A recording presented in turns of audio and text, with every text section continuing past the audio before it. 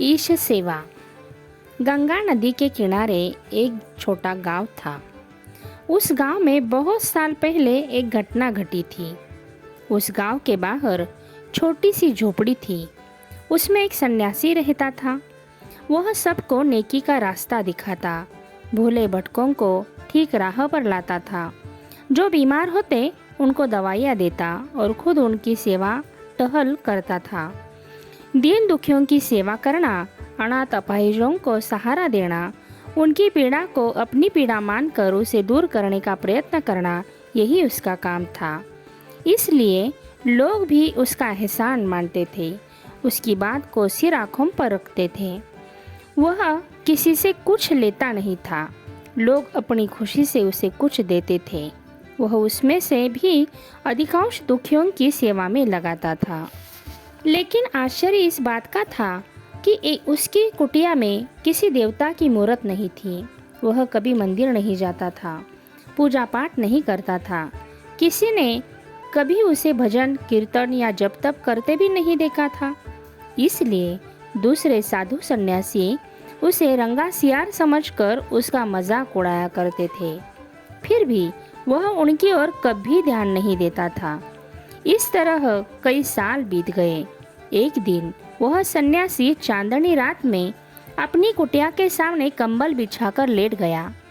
जिंदगी में उसने जो कुछ किया था उसके बारे में उसके मन में विचार आने लगे। फिर उसकी आंख लग गई। आंख खुलने पर सामने से कोई अजनबी आता हुआ उसे दिखाई पड़ा। उसके मुंह के चारों ओर प्रकाश का वलय था। उसके हाथ में एक छोटी किताब थी। उसके पन्ने सुनहरे थे। उसके दूसरे हाथ में एक कलम थी। वह हीरे की तरह चमक रही थी। वह आदमी कोई देवदूत था। सन्यासी के सामने बैठकर वह अपनी पुस्तक में कुछ लिखने लगा। सन्यासी ने आज तक इतना तेजस्वी आदमी कभी नहीं देखा था। उसने देवदूत से कहा, महाराज की जय हो, क्या आपसे मैं एक बात पूछ सकता हूँ? उस देवदूत ने आकाश की ओर देखते हुए कहा, बेशक। सन्यासी ने पूछा, महाराज आप क्या लिख रहे हैं? वह बोला, जो आदमी भगवान की सेवा में अपना तन मन धन लगा रहे हैं उन्हीं महात्माओं के नामों की सूची में बना रहा हूँ।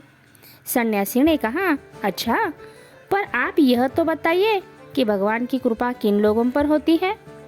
इतना भी नहीं जानते? परमात्मा का गुणगान करना, पूजा पाठ करना, यही तो उसके कृपा पात्र बनने का मार्ग है। इस मार्ग पर जो चलते हैं वे ही भगवान के प्रिय व्यक्ति होते हैं। सोचो, तुम भी इस तरह कुछ कर रहे हो या नहीं? सन्यासी ने गंभीर होकर कहा, महाराज मुझे तो इन बातों के लिए समय ही कहाँ मिलता है। तो फिर इस पुस्तक में तुम्हारा नाम नहीं आ सकता। तो मुझे इसकी कोई परवाह नहीं है।